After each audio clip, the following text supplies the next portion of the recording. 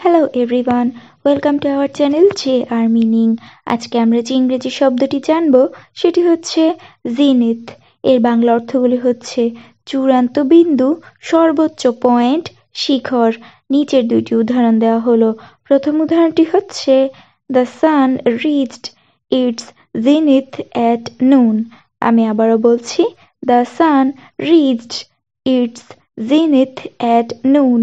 এর বাংলা অর্থটি হচ্ছে সূর্য দুপুরে তার চরম উচ্চতায় পৌঁছেছিল। দ্বিতীয় উদাহরণটি হচ্ছে his career was at its zenith in the 1980s। আমি আবারও বলছি, his career was at its zenith in the 1980s। এর বাংলা অর্থটি হচ্ছে তার ক্যারিয়ার 1980 এর দশকে তার চরম উচ্চতায় ছিল। ধন্যবাদ।